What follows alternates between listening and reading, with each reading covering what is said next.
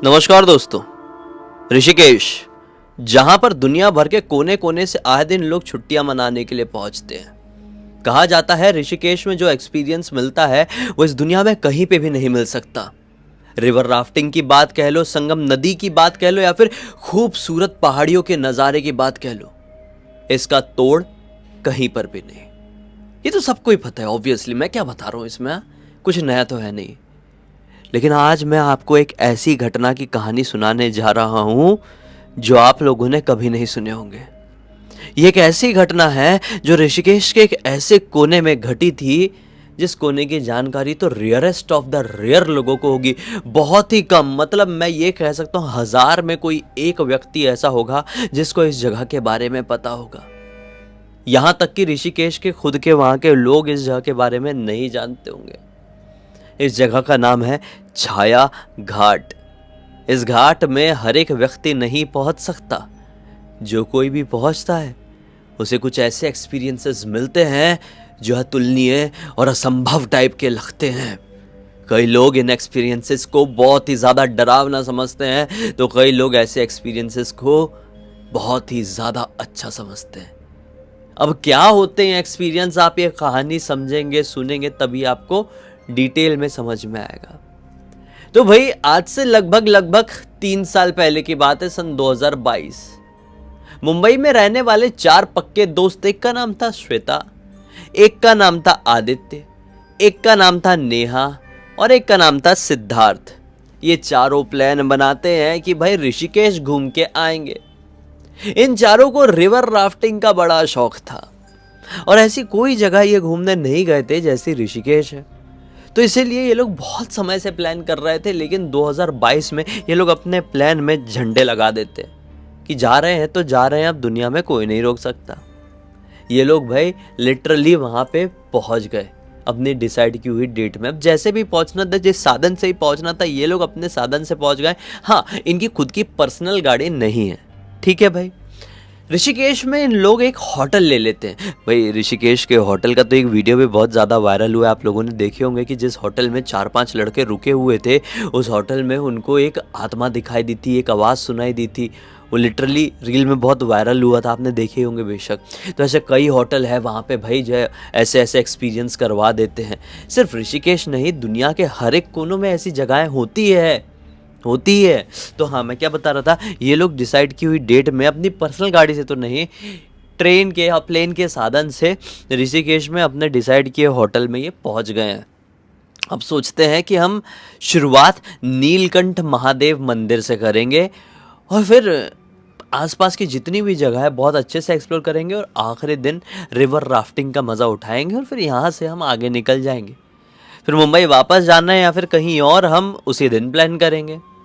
तो ये आज के दिन कहीं पे भी घूमे नहीं और कल का दिन भी इधर उधर की चीज़ों में निकल गया, फ़ोटो खींचने में, वीडियो बनाने में।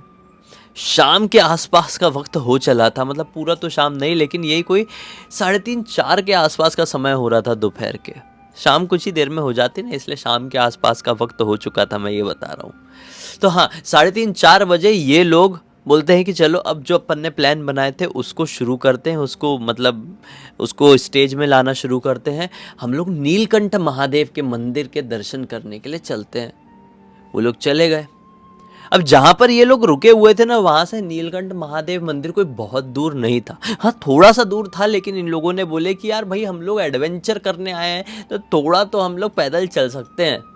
लगभग 4 से 5 किलोमीटर की दूरी इन लोगों ने डिसाइड किया कि हम पैदल चल के क्रॉस करेंगे। 2022 की ठंड का टाइम था, धुंध पड़ती थी, ऐसा वाला ठंड था, और ऋषिकेश की ठंड। तो इन लोगों ने बोले चल के ही क्रॉस करेंगे, मज़ा आएगा, थोड़ा ठंड को भी बीट करेंगे। ये हमने टाइम पर महादेव के दर्शन करने के लिए भी पहुंच गए। बहुत अच्छे से दर्शन किए हैं और क्या पाए कि शाम ज़्यादा होने लगी है और अंधेरा छाने लगा है। अब भाई अंधेरा छाने लगा है तो टेंशन भी बढ़ने लगी है कि अब हमको लौटने का साधन मिलेगा या नहीं मिलेगा अपने होटल तक। चलो, साधन मिले ना मिले, हमको पैदल ही जाना है। रास्ते में बहुत ज़्यादा अंधेरा हो जाए तो गड़बड़ हो जाएगी यार। ये रास्ता नॉर्मल भी नहीं है, थोड़ा पगडंडी वाला रास्ता है, मतलब कच्चा वाला रास्ता है। हम लोग यहाँ के लोकल है भी नहीं कि हमको सब कुछ रटा हुआ है कि ऐसे नहीं तो वैसे पहुँच जाएंगे, वैसे नहीं तो ऐसे पहुँच जाएंगे। इसलिए ये लोग अब जल्दी जल्दी अपने होटल की तरफ जाने लगते हैं। एक कच्चे रास्ते में इन्हें एक आदमी दिखाई देता है। अकेला आदमी लकड़ी का गट्ठा कंधे में टांग कर कहीं तो भी जा रहा था। इस आदमी से ये लोग इस फलाने फलाने होटल का नाम पूछते हैं, बोलते हैं कि भाई साहब हम जल्दी यहाँ पर पहुँच जाएं इस होटल में, वो रास्ता कौन सा है। आदमी बताता है कि बिल्कुल सीधे सीधे जाना है इसी पगडंडी को पकड़ के। फिर दो रास्ते आएंगे, एक राइट और एक लेफ्ट। आप लेफ्ट की तरफ चले जाना, राइट की तरफ बिल्कुल भी मत जाना, ध्यान रखना, नहीं तो बहुत बड़ी गड़बड़ हो जाएगी। ऐसा बोल के आदमी अपने गट्ठे को ठीक किया लकड़ी के और आगे चला गया। इन लोगों ने बोले ठीक है भाई, लोकल आदमी है, जैसा बताया वैसे ही चलते हैं। सीधे सीधे गए और फिर लेफ़्ट लेके आगे बढ़ चले। लेफ़्ट लेके आगे जाने के बाद इन्हें नदी का एक विचित्र घाट दिखाई दिया। इस घाट में कोई भी इंसान नहीं था। नॉर्मली शाम के वक्त ऋषिकेश के घाट में क्या होता है आप लोगों को बहुत अच्छे से पता होगा। लोग दर्शन करने के लिए आते हैं, आरती के लिए पहुंचते हैं, ढेर सारी फोटो, मतलब ये एक बहुत बड़ा पर्यटक स्थल बन जाता है शाम के समय ऋषिकेश का हर एक घाट। लेकिन अब अच्छी खासी शाम हो चली थी और इस घाट में इनको एक जानवर भी नहीं दिखाई दे रहा है। ये लोग टेंशन में आ गए कि अरे भाई ये हिडन टाइप का घाट दिखाई दे रहा है, चलो अच्छा कुछ एक्सप्लोर कर लिया आज एडवेंचर के चलते। इतने में श्वेता को एक बड़ा सा पत्थर दिखाई देता है और उसमें लिखा हुआ रहता है छाया घाट। इन लोग बोलते चलो ठीक है, अच्छा फोटो वोटो खिंचा ली इन लोगों ने इस घाट में अपनी, और अब होटल भी तो जाना है। इन लोगों ने सोचा यहाँ पे घाट की शुरुआत हो गई तो अपना जो मेन वाला जो त्रिवेणी घाट है वो भी आसपास ही होगा। त्रिवेणी घाट के थोड़ी आगे अपना भी होटल है, हम लोग वहाँ पे इजीली पहुँच जाएंगे। ये लोग अब फिर आगे आगे बढ़ने लगे, लेकिन ये लोग इस घाट से बाहर ही नहीं निकल पा रहे हैं। जी हाँ, ये इस रास्ते में ऐसा फंस गए हैं कि घूम फिर के ये लोग इसी घाट में पहुंच जा रहे हैं। क्योंकि भाई अंधेरा हो चुका है और ये एक गुप्त घाट है, यहाँ पे आस पास कोई भी व्यक्ति नहीं है, तो लाइट वाइट लगाने की कोई संभावना ही नहीं उठती है। और ऋषिकेश के आसपास बहुत सारे ऐसे इलाके हैं जहाँ पर कई साधु ऋषि मुनि ना जाने कितने सालों से तपस्या में बैठे हुए हैं। उनकी तपस्या, उनकी पूजा आराधना भंग ना हो किसी से भी, इसलिए लोग नॉर्मली जो बहुत आउटर वाले इलाके हैं उन इलाकों को वैसे के वैसे ही छोड़ दिए हैं। उन इलाकों में छेड़खानी नहीं करते, गलत तो बताओ। वहाँ पर लाइट नहीं लगाएंगे, वहाँ पे कोई निर्माण नहीं करेंगे, उसको बस प्रकृति से जुड़ा हुआ छोड़ दिए। बहुत सारी ऐसी जगहें हैं वहाँ के लोगों ने जानबूझ के छोड़ी है, ये कुछ तो रहे जो नेचर से जुड़ा रहे, वरना हर इंसान वहाँ पे भी पहुँच जाएगा, फ़ोटो खिंचाने लगेगा, वहाँ पे भी नमकीन बिस्किट खा के कचरा फैलाएंगे। इसलिए नेचर के ऊपर कुछ छोड़ दो। तो ठीक है भाई, ये रास्ता, ये जगह, ये घाट भी ऐसा ही था। ये लोग बहुत थक गए, इनका दिमाग ख़राब हो गया। बोले यार हम लोग इतनी देर से कोशिश कर रहे हैं, अब इतना अंधेरा हो चुका है, कहाँ शाम के वक्त हम यहाँ पर पहुँचे थे, अब तो रात होते आई लगभग रात के 9:30 बज गए हैं, कैसे बाहर निकले। कितने में घबराई हुई नेहा कहती है कि यार अब मुझे नहीं लगता है कि हमें ज़्यादा हाथ पैर मारना चाहिए। ये अकेले ऐसा पॉइंट है इस घाट का जो थोड़ा खुला खुला है, ओपन है। अब हम ज़्यादा इधर उधर होंगे ना भाई, कुछ भी कहो, है तो जंगल, है तो पहाड़ी इलाका, जंगली जानवर भी आ सकते हैं और हमें नुकसान भी पहुंचा सकते हैं। बेहतर इसी में है, ये ओपन इलाका है, यहाँ पे अपन ये रात को काट लेते हैं। एडवेंचर करना था ना चारों को, तो इससे अच्छा एडवेंचर कहाँ मिलेगा। ये सब एक दूसरे का मुंह देखते हैं और सोचते हैं कि नेहा सही तो कह रही है, आज रात हम यहीं पर काट लेते हैं, बिना मतलब के रास्ता पकड़ के आगे बढ़ने की कोशिश नहीं करते, क्योंकि हम अब भटके हुए हैं, भटक गए हैं। यहाँ से हम चाह के भी इस समय बिना किसी मदद के बाहर नहीं निकल सकते। बहुत देर से कोशिश कर रहे हैं, घूम फिर के यहीं पे जा रहे हैं। ये रास्ता नहीं, भूल भुलैया है, रुक जाते हैं। ये लोग वहाँ पे चट्टानों का बहुत सारा घेरा भी था, वहाँ पे जाके बीच में बैठ जाते हैं। ना जाने रात का कितना समय हो जाता है और फिर इन लोगों को ऐसी झपकी सी लगने लगती है, नींद सी आने लगती है। अचानक से झम करके एक आवाज सुनाई देती है और हड़बड़ा के सबसे पहले नेहा की ही नींद खुलती है। वो झम से आवाज पानी में कुछ गिरने की थी। ये लोग घाट के किनारे ही सो रहे हैं ना, थोड़ी सी हल्की फुल्की चांदनी रात थी, धुंध छाया हुआ है, धुंध मतलब कोहरा छाया हुआ है, फॉग, हाँ वो मतलब अलग ही माहौल बना के रखा और ठंड अच्छी खासी लग रही है। ये तुरंत उधर तरफ देखी जहाँ से झम्म से आवाज़ आई थी पानी में कुछ गिरने की, तो क्या पाती है कि वहाँ पे इनका जो दोस्त आदित्य है वो डूब रहा है। वो चिल्ला रहे बचाओ बचाओ। ये तीनों घबरा गए कि आदित्य वहाँ पर कैसे पहुँच गया है बीच नदी में, घाट से उतर के इतना आगे कैसे कूद गया, क्या हुआ। इतने में सिद्धार्थ कहता है लड़कियों तुम दोनों यहीं पर रुको, मैं उसको बचा कर लेकर आता हूँ। सिद्धार्थ दौड़ के पानी में जंप मारने वाला था कि पीछे से उसको किसी ने पकड़ा। ये जैसे पलट कर देखा तो इसका खून सूख गया। इसने क्या देखा कि पीछे आदित्य ही खड़ा हुआ है और लड़कियां भी थोड़ा दूर से ये सब कुछ देख रही थी। वो शॉक्ड थी। ये तुरंत इससे बोलता है भाई तू तो पानी में डूब रहा था, यहाँ पे कैसे खड़ा हुआ है। बोलता है पानी में डूब रहा था? नहीं पानी में नहीं डूब रहा था, मैं तो साइड में सुसु करने के लिए गया हुआ था। लड़कियों ने भी देखी थी ये साइड से कहीं से दौड़ के इधर पे आया था और ये पानी में कूदने वाला था तो इसको रोका था। ये बोलता है नहीं भाई मैंने क्लियर देखा हूँ, नेहा ने भी देखी, पूछ उन लड़कियों से। दोनों लड़कियां बोलती हाँ तुम अभी हमें बीच नदी में डूबते हुए दिखाई दिए थे, 2-3 बार नीचे चले गए थे फिर ऊपर आए थे, बचाओ बचाओ चिल्ला रहे थे। ये बोलता है कमान यार, अगर मैं पानी में डूब रहा होता तो कपड़े तो गीले होते ना। हम लोग यहाँ पे कपड़ों का बैग तो लेके नहीं आए कि मैं शर्ट चेंज कर लूँगा और फिर घूम के यहाँ पे आऊँगा और फिर ऐसा हाथ रोकूंगा। लॉजिकली तो ये पॉसिबल है नहीं ना। ये देखो मैं साफ सुथरा हूँ। ये तीनों फिर टेंशन में आ गए। बोले था तो था क्या, क्योंकि आदित्य को इनने डूबते हुए देखे थे। आदित्य अभी यहीं पर खड़ा हुआ है। फिर आपस में बात करते हैं, हो सकता है कि ये एक वहम होगा। रात बेरात हमने कई बार सुने हुए हैं जो अंधेरी सुनसान जगह है वो इल्यूजन पैदा करती है, और यहाँ पे तो ना जाने बहुत डिफरेंट चीज़ें भी हैं, हिडन चीज़ें भी हैं। तो हो सकता है एक अलग विचित्र एक्सपीरियंस हो। अब पूरी रात एक दूसरे का साथ देते देते ही काटना है, चाहे जो हो जाए। अब ये लोग फिर से उस चट्टान के बीच में जाकर बैठ गए और फिर ये रात ख़त्म होने का इंतज़ार करने लगे। कट्टू 3:30 पौने 4 बजे के आसपास ये लोग बात करते करते ही बिताए थे इतना समय। 3:30 पौने 4 बजे के आसपास यहाँ पर एक कोई आदमी नाव लेकर आता है, पतली सी।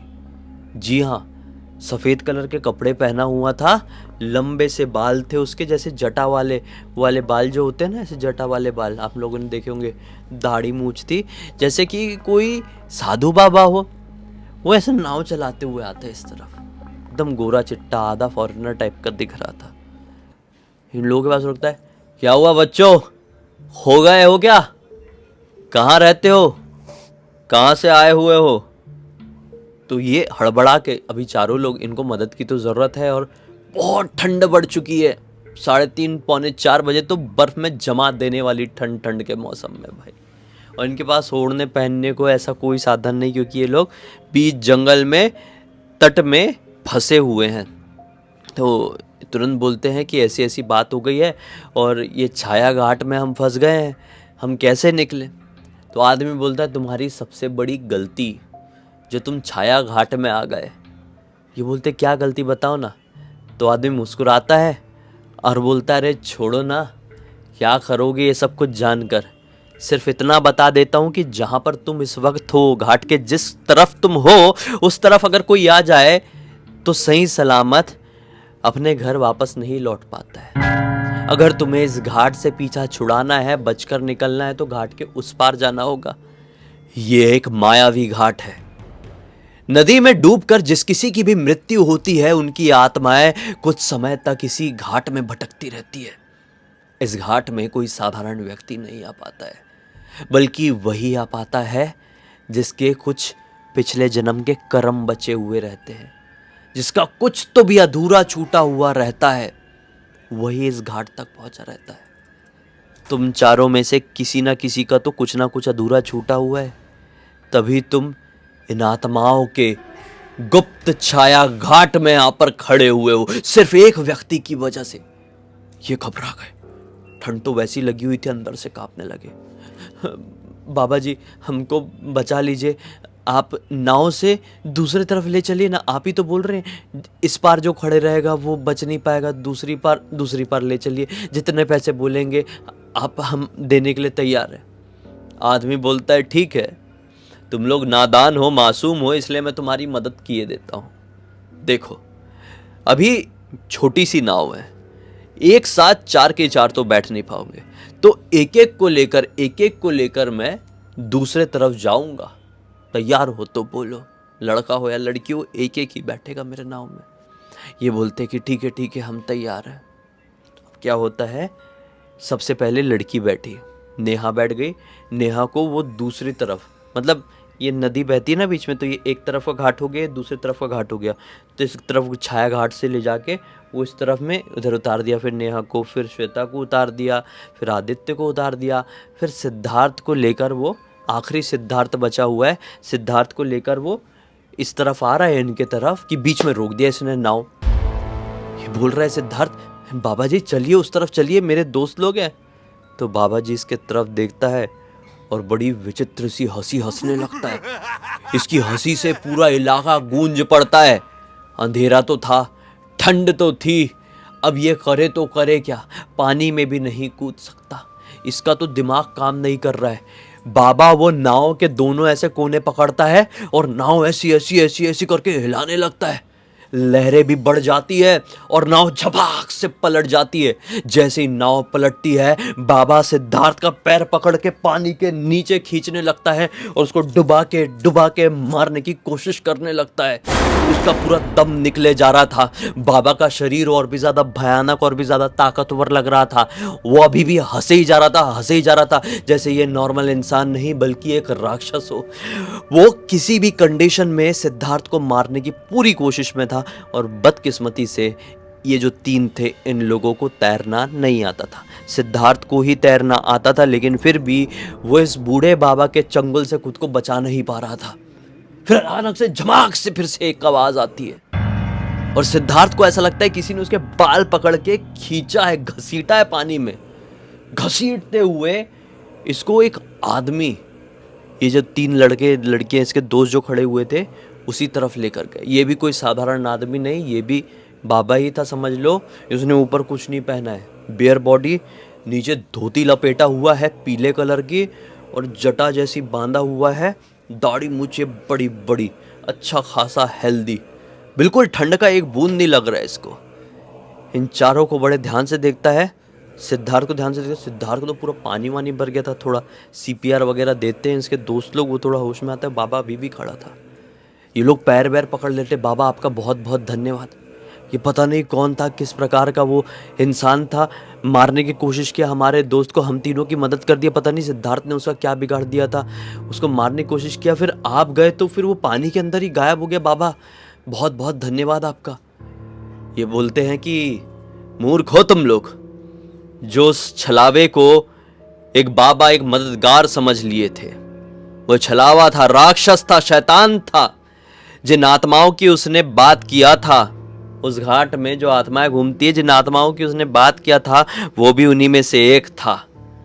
और इस लड़के की वो जान इसलिए लेना चाह रहा था क्योंकि शायद इसका संबंध यहां पर भटकती हुई आत्माओं से। सब घबरा गए कि बाबा जी क्या बोल रहे हैं, ये सिद्धार्थ तो हमारे साथ मुंबई में रहता है और ये तो बस ऐसे ही वेली जिंदगी जीता है, इसका क्या संबंध हो गया ऋषिकेश के इस छाया घाट में भटकती हुई आत्माओं से। बाबा हमको कुछ समझ में नहीं हो रहा है, बाबा विस्तार में आप बता दीजिए। तो बाबा बताते हैं, सन 1810 के आसपास की बात है। इसी तट में एक छोटी सी बस्ती थी। एक महिला रहा करती थी यहां पर, सुनंदा नाम की। अकेली रहती थी बेचारी। उसके माता पिता और कोई उसका परिवार उसके साथ था नहीं। किसी हादसे में उनकी मृत्यु हो गई थी। बेचारी ठीक ठाक साधारण तरीके से अपनी जीवन जीती थी। उसकी एक आदत थी, सुबह सुबह 4 साढ़े 4 बजे उठ जाया करती थी और तट में सुबह सुबह बिल्कुल ब्रह्म मुहूर्त में प्रॉपर नदी के किनारे आकर एक दीपक अर्पण करती थी। लेकिन बस्ती में रहने वाला एक व्यक्ति जो कि उसके ऊपर बुरी नजर डाला हुआ था, वो किसी भी कंडीशन में ये चाहता था कि सुनंदा मुझसे शादी कर ले। वो सुनंदा को छेड़ते रहता था। वो गलत प्रवृत्ति का इंसान था। उसने सुनंदा से रात के समय ऐसी बात करने की बहुत कोशिश किया जब वो दीपक जलाने जाती थी, लेकिन सुनंदा ने साफ इनकार कर दिया और ये भी कहा कि ज़्यादा परेशान करोगे तो पूरे गांव वालों को चिल्ला चिल्ला के तुम्हारी असलियत बता दूंगी। तो उस आदमी के वो दिल पे बात लग गई। उस आदमी ने सुनंदा के बारे में पूरी बस्ती, पूरे गांव में अफवाह फैलाना शुरू कर दिया कि ये सुबह सुबह ब्रह्म मुहूर्त में उठ के काला जादू करती है, ये एक डायन है। बस्ती में बदकिस्मती से कुछ तो भी ऐसा कोइंसिडेंस हुआ कि एक बीमारी फैल गई और सभी लोगों ने समझे कि वो आदमी सही कह रहा था। ये सुनंदा जो अकेली रहती थी, ये ब्रह्म मुहूर्त में कोई पूजा नहीं करती है, बल्कि आधी रात में किसी राक्षस पिशाच को पूजती है। इसलिए उसको पकड़े और डायन समझ के पीट पीट कर वही नदी में डुबाकर खत्म करती है। उस दिन के बाद से इस गांव में सुनंदा की तड़पती हुई आत्मा का श्राप लग गया और कुछ ही दिनों के अंदर हंसती खेलती ये बस्ती शमशान में बदल गई। और फिर यहां पर आने की हिम्मत कोई नहीं जुटा पाया। सब जान गए यहां पर सुनंदा का श्राप लगा हुआ है। और हर एक जगह पर यह अफवाह सी फैल गई कि छाया घाट में वो सारी आत्माएं भटकती है जिनकी मृत्यु नदी में डूबकर हो जाती है। ऐसा कुछ भी नहीं है, बल्कि छाया घाट सुनंदा, जो कि एक साधारण सी मासूम सी लड़की थी, उसके श्राप से ग्रसित घाट है। इसलिए इस घाट के बारे में कोई बात नहीं करता और यहां पर कोई नहीं आना चाहता। ये जो लड़का है ना, ये शायद उसी आदमी का कोई रिश्ते में लगता होगा। ये लोग बोलते क्या सिद्धार्थ, ये क्या, ये पॉसिबल नहीं हो सकता। सिद्धार्थ बोलता है हो सकता है, क्यों नहीं हो सकता। मैंने सुना हो कि मेरे कुछ पूर्वज यहां पर रहा करते थे। जी हाँ, आप लोगों को तो पता ही है कि उत्तराखंड से मेरा संबंध है। शायद इसी बस्ती में से, इन परिवारों में से एक परिवार मेरा भी रहा हो। बस भाई, बस सबको सब कुछ समझ में आ गया। बाबा ने बोले यहाँ पर गंगा माता का स्पर्श कर और अपने पूर्वजों की गलती की क्षमा मांग ले, क्योंकि वो श्राप तो लगा हुआ है, क्योंकि तेरे पूर्वजों ने किया तो तू यहाँ से बचकर निकल नहीं पाएगा बेटा। इसने माफ़ी मांगा। बाबा जी के ही कहने पर इन लोगों ने यहाँ पर एक पिंडदान भी करा दिए और फिर फाइनली ये लोग सही सलामत वहाँ से निकल पाए। इस पूरी घटना की जानकारी मुझे किसी और ने नहीं, बल्कि इसी ग्रुप के आदित्य नाम के जो आदित्य था, उसी ने इंस्टाग्राम पर लिख कर भेजा। बोला भाई सबको बताओ, दिमाग ख़राब हो जाएगा सुनकर सबका, क्योंकि ये एक ऐसी कहानी है जो सोचने पर मजबूर कर देती है हमें कि कई बार क्या मालूम 4 पीढ़ी पहले हमारे पूर्वजों ने किसके साथ क्या किए होंगे और उसका भुगतान हम अभी भुगत रहे होंगे, नहीं मालूम। हमारी लाइफ जब अच्छी रहती है ना, तो इसका मतलब हमारे पूर्वजों ने कुछ तो अच्छा किए थे, तो हमारी लाइफ आज जब अच्छी है।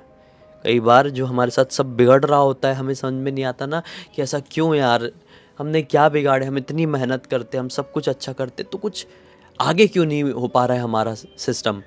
तो इसका मतलब यही है कि चांसेस बहुत ज़्यादा होते हैं कि हमारे पूर्वजों ने कुछ तो ऐसा किए थे, इसका श्राप, निगेटिविटी हमारे साथ जुड़ी हुई है। अभी क्या ही कर सकते हैं ऐसे केसेस में। भगवान के ऊपर विश्वास बना के रखिए, नाम जप करते रहिए, सब कुछ ठीक रहेगा। तो बस इसी एक नोट के साथ इस कहानी का अंत कर देते हैं। अब तक इस वीडियो को देख लिए हैं तो लाइक ज़रूर कर देना, चैनल को सब्सक्राइब करके बेल आइकन दबा के ऑल के ऑप्शन में क्लिक करना, क्योंकि इसी तरह के हैरान कर देने वाले खौफनाक वीडियोस डेली आप लोग के सामने लेके आता रहता हूँ। इंस्टाग्राम की लिंक इस वीडियो के डिस्क्रिप्शन बॉक्स में मिल जाएगी, क्लिक करके डायरेक्टली वहाँ पर पहुँच जाना। इसी तरह की कोई भी कहानी, टॉपिक या जानकारी आप लोग के पास भी है तो लिंक भेजना। हो सकता है मेरा अगला वीडियो कल आपके हिसाब से ही बन रहा हो। तो चलिए कल फिर से मिलते हैं, तब तक के लिए बहुत बहुत धन्यवाद। आपका दिन शुभ हो।